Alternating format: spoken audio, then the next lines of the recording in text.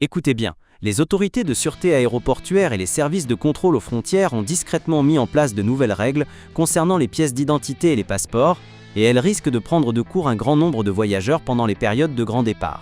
Et si vous avez 60, 70 ans ou plus, et que vous prévoyez de prendre l'avion en 2026, ce que je vais vous expliquer peut faire toute la différence entre embarquer pour les vacances dont vous rêvez et vous voir refuser l'accès dès la porte d'embarquement. Vous arrivez à l'aéroport convaincu d'avoir tout fait correctement. Vous êtes là 2 heures à l'avance. Vos médicaments sont dans leur boîte d'origine. Vous avez même prévu un certificat médical. Mais ce que la plupart des gens ignorent, c'est qu'à partir du 1er janvier 2026, il existe 8 règles majeures en matière de passeport et d'identification, en France, en Europe et pour les voyages internationaux, qui pénalisent silencieusement toute personne qui n'est pas parfaitement à jour. JAI, analysé plus de 200 témoignages de voyageurs seniors et échangé avec plusieurs anciens responsables des contrôles de sûreté aéroportuaire. Et les mêmes 8 pièges reviennent sans cesse.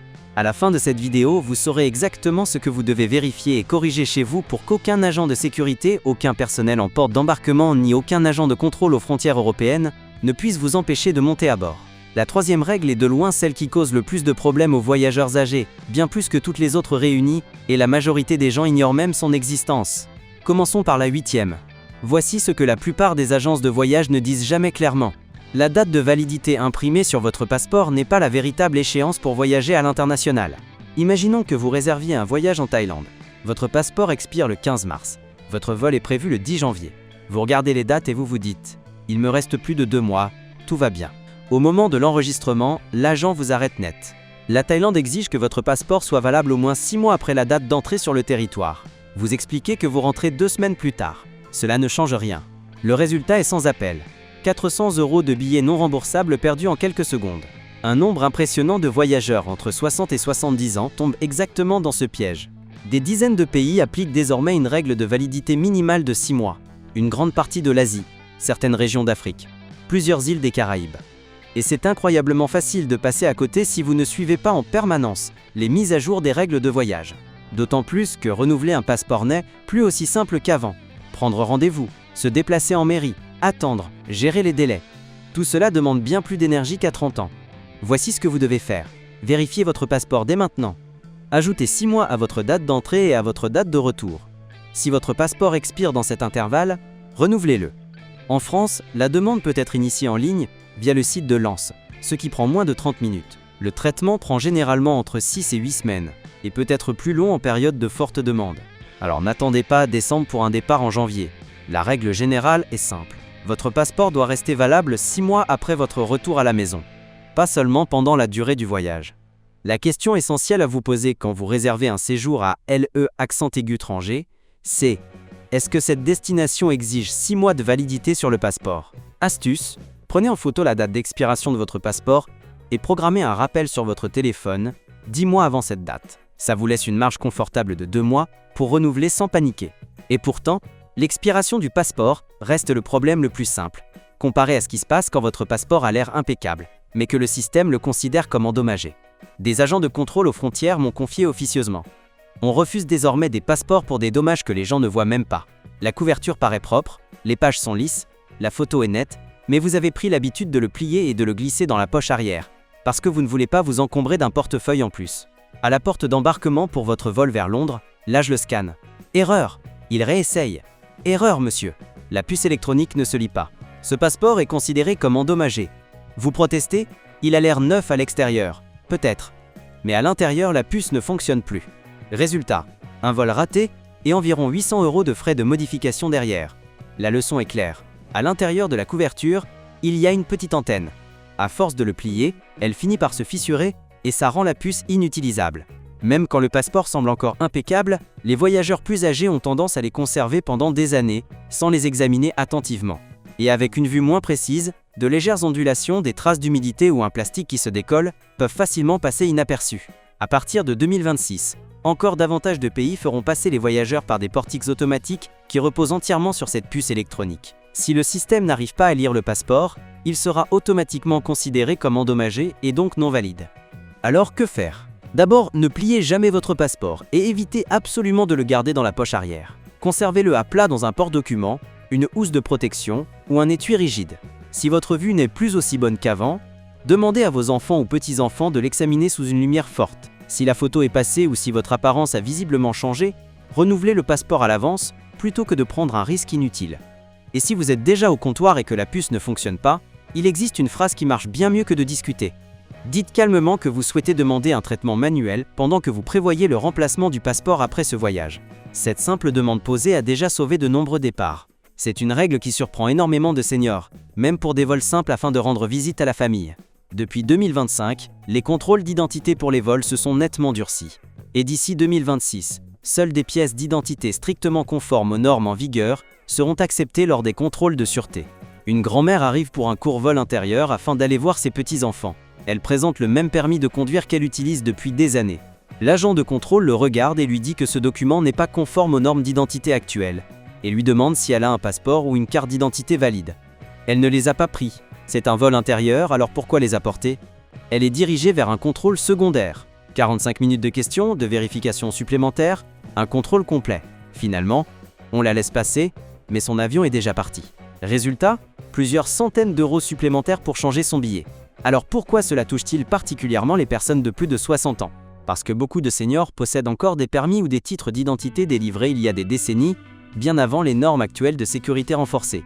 Ils prennent rarement l'avion, ne suivent pas toutes les évolutions réglementaires. Prendre rendez-vous en préfecture, attendre longtemps, ou se déplacer en ville n'est plus aussi simple qu'avant.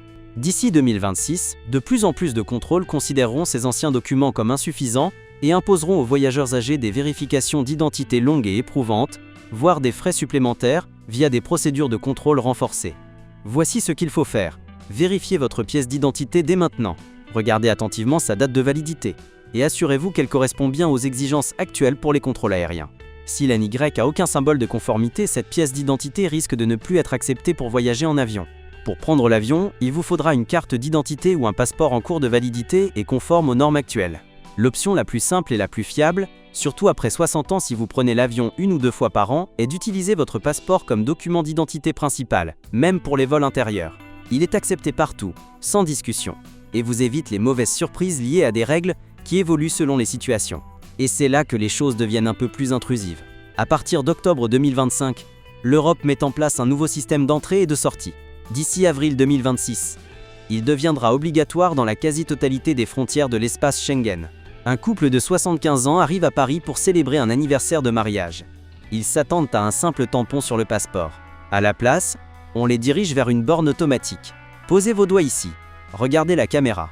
Le mari souffre d'arthrose. Ses doigts ne se positionnent pas correctement. La machine échoue 1 fois, 2 fois, 6 fois. Lorsqu'ils passent enfin le contrôle, ils ont raté leur train pour la province et doivent payer environ 200 € pour changer leur billet. Pourquoi? Parce qu'avec le nouveau système d'entrée et de sortie, l'Europe collecte désormais une photo du visage et plusieurs empreintes digitales à chaque entrée et sortie de l'espace Schengen. Si vous êtes plus âgé, que vous vous déplacez plus lentement, utilisez une canne ou un fauteuil roulant, ou que vos mains sont raides ou tremblantes, ce processus prend tout simplement plus de temps que pour les voyageurs plus jeunes. Voici ce que vous devez faire. Arrivez dans les aéroports européens environ 30 minutes plus tôt que d'habitude. Si vous souffrez d'arthrose ou de tremblement, signalez-le immédiatement à l'agent. Des procédures spécifiques existent pour les situations médicales, mais elles ne sont appliquées que si vous le mentionnez. Une fois votre premier passage enregistré dans le système, les entrées suivantes sont généralement plus rapides. Si vous avez une correspondance en Europe, prévoyez au minimum 90 minutes. Évitez les correspondances courtes de 45 à 60 minutes. Si vous avez plus de 60 ans ou que vous ne vous déplacez pas rapidement, une file d'attente biométrique lente combinée à de longues distances à parcourir entre les portes suffit à faire rater un vol. Si vous voyagez avec votre conjoint, effectuez l'enregistrement biométrique ensemble lors de la première entrée. Cela permet de rester dans la même file lors des voyages suivants au lieu d'être séparés. La phrase clé à utiliser si le scanner n'arrive pas à lire vos empreintes est la suivante. J'ai un problème de santé aux mains, mes empreintes digitales sont difficiles à scanner. Il existe une procédure alternative, même si elle est encore en cours de déploiement. Et si vous trouvez les empreintes digitales déjà contraignantes, attendez de découvrir la nouvelle autorisation préalable exigée avant même de quitter votre pays de départ. La majorité des seniors n'en ont même jamais entendu parler. Si vous voyagez fin 2026 ou après, les voyageurs exemptés de visa devront obtenir une autorisation ETIAS avant de pouvoir se rendre dans la plupart des pays européens. Sans ETIAS, pas d'embarquement, même si votre passeport est parfaitement valide. Imaginez la scène. Vous avez réservé le voyage de votre vie. Une croisière fluviale en Europe. Passeport prêt. Billets imprimés. Valise bouclée. Au comptoir d'enregistrement, l'agent vous demande si vous avez votre autorisation ETIAS. Vous n'en avez jamais entendu parler. L'enregistrement est bloqué. Vous courez chercher le Wi-Fi de l'aéroport, remplissez un formulaire en ligne dans la précipitation, payez les frais et espérez une validation à temps. Pour certains voyageurs, cela se traduit par des heures d'attente, un vol manqué et plusieurs centaines d'euros perdus en frais de modification, nuits d'hôtel ou prestations de croisière non remboursées. Et c'est particulièrement risqué pour les personnes âgées.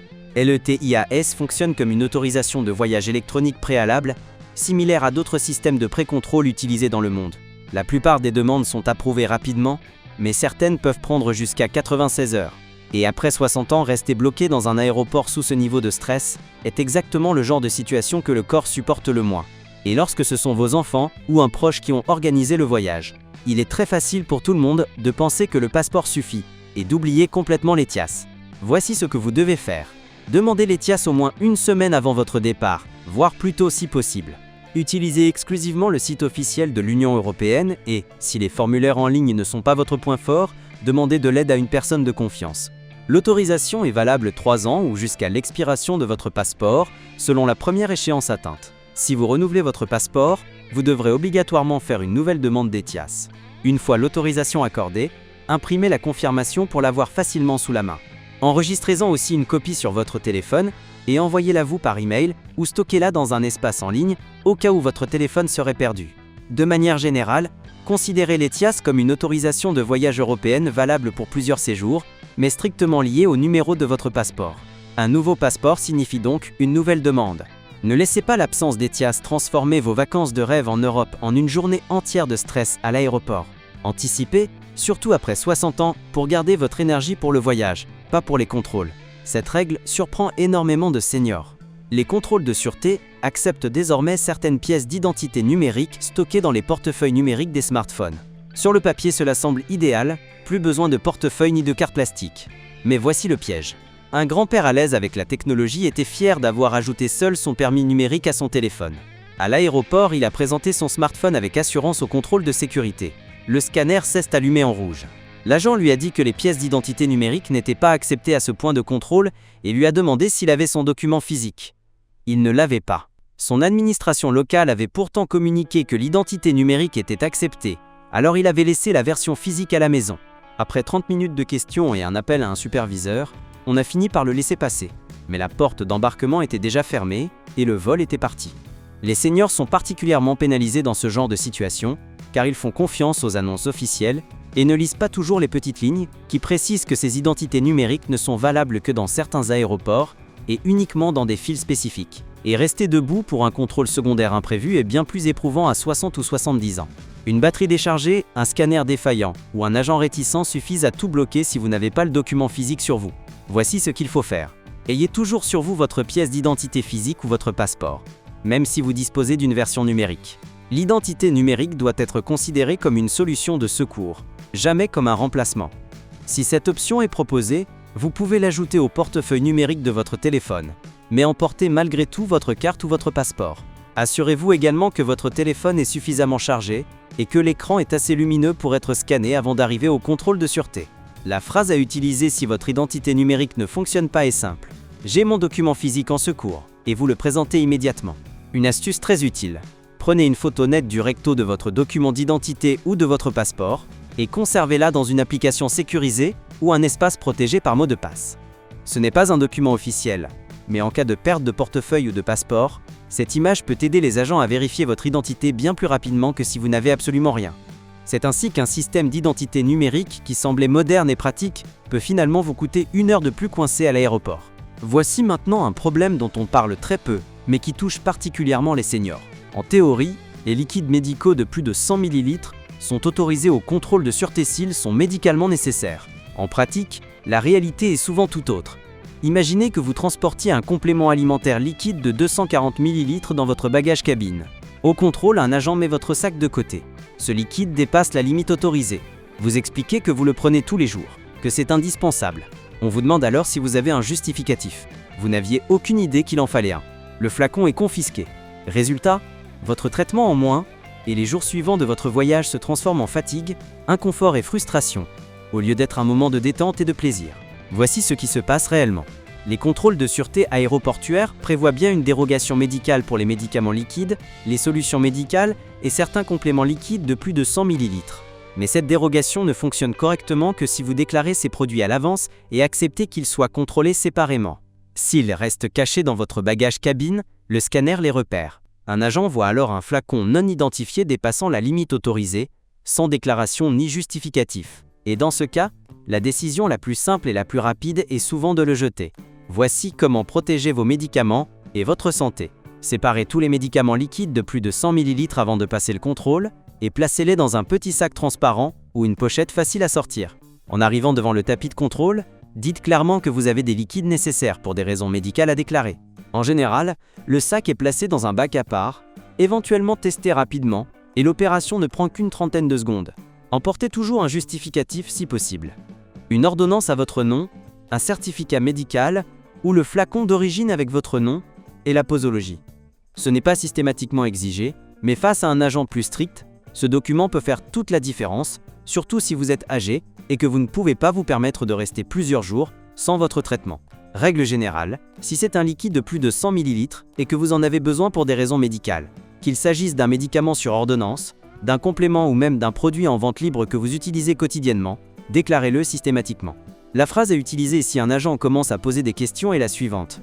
Il s'agit de liquides nécessaires pour des raisons médicales, autorisés selon les règles de sûreté en vigueur. Astuce. Imprimez la page officielle des autorités aéroportuaires concernant les liquides médicaux et glissez-la dans votre sac. Les seniors qui le font constatent que la discussion devient immédiatement plus simple lorsqu'ils peuvent montrer la règle par écrit, car un flacon non déclaré peut coûter de l'argent, du confort et plusieurs jours précieux de voyage. Mais même cela n'est pas l'erreur la plus coûteuse que commettent les personnes âgées. Ce titre revient à la règle numéro 1, celle des pages vierges dans le passeport, qui peut ruiner des vacances sans le moindre avertissement, directement à la porte d'embarquement.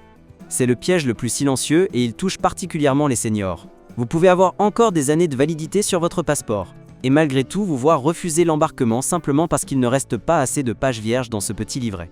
De nombreux pays exigent discrètement une A4 pages entièrement vierge dans le passeport, le plus souvent 2 pages en vis-à-vis, pour les visas et les tampons d'entrée et de sortie. Si vous n'avez pas le bon nombre de pages vierges, la compagnie aérienne peut vous refuser l'embarquement. Même si votre passeport a l'air impeccable et reste valide pendant des années, c'est comme ça que des voyageurs perdent des milliers d'euros en billets non remboursables en l'espace d'une seule conversation. Les seniors y sont plus exposés parce qu'ils gardent souvent le même passeport pendant longtemps, accumulant tampons et visas sans jamais compter les pages. Une vue moins précise et une mémoire moins fiable rendent plus facile l'erreur de comptage ou l'oubli de pages partiellement utilisées. Et aujourd'hui, on ne peut plus ajouter des pages à un passeport. Lorsqu'il est rempli, il faut le renouveler, ce qui signifie plus de démarches, plus d'attentes et souvent la nécessité de se faire aider pour les rendez-vous. Voici ce que vous devez faire. Ouvrez votre passeport et vérifiez-le dès aujourd'hui. Comptez combien de pages sont totalement vierges, sans tampon, sans annotation, absolument rien. Vérifiez aussi que vous avez au minimum 2 pages vierges en vis-à-vis. Si vous avez moins de 4 pages vierges au total, commencez à anticiper un renouvellement, surtout si vous préparez un long voyage avec plusieurs étapes. Un itinéraire complexe peut consommer vos dernières pages bien plus vite que vous ne l'imaginez. Et n'oubliez pas de vérifier aussi les passeports de vos petits-enfants s'ils voyagent avec vous. Les passeports pour enfants n'ont qu'une validité de 5 ans et se remplissent très vite. Il est donc fréquent qu'ils arrivent à expiration ou qu'ils manquent de pages bien plus tôt qu'on ne l'imagine. Une bonne habitude consiste, dès la réception d'un nouveau passeport, à prendre en photo la première et la dernière page et à les enregistrer sur votre téléphone. Après chaque voyage important, feuilletez-le et vérifiez combien de pages vierges ont été utilisées. Lorsque le passeport est à moitié rempli, lancez le processus de renouvellement. Posez-vous toujours cette question. Ce pays exige-t-il un nombre minimum de pages vierges dans le passeport? Cela prend 10 secondes à vérifier et peut vous éviter de perdre des milliers d'euros en vacances gâchées. Au final, ces 8 règles ne sont pas là pour vous faire peur. Elles représentent l'assurance la moins chère que vous puissiez prendre. Un peu de préparation aujourd'hui signifie qu'après 60 ans, votre énergie servira à profiter du voyage plutôt qu'à discuter des règles avec le personnel de l'aéroport à la porte d'embarquement. Si vous êtes arrivé jusqu'ici, vous faites déjà bien plus que la majorité des voyageurs de votre âge. Vous connaissez désormais les pièges qui coûtent le plus cher en argent, en énergie et en nuit blanche aux seniors avant un grand départ. Prenez 10 minutes après cette vidéo. Sortez votre passeport, votre pièce d'identité et vos médicaments et passez ces règles en revue tant qu'elles sont encore fraîches dans votre esprit. Votre futur vous, à l'aéroport, vous en remerciera. Si tout cela vous a aidé à vous sentir un peu plus en contrôle, c'est que le plus important est déjà fait. Vous avez travaillé trop dur toute votre vie pour laisser une page manquante ou un formulaire oublié gâcher un voyage. L'objectif est simple. Que votre prochain départ se passe sans stress, sans mauvaise surprise et sans discussion interminable à la porte d'embarquement. Un minimum d'anticipation aujourd'hui permet de voyager sereinement demain et de profiter pleinement de chaque vol, de chaque destination et de chaque moment, au lieu de perdre du temps et de l'énergie dans des complications évitables à l'aéroport.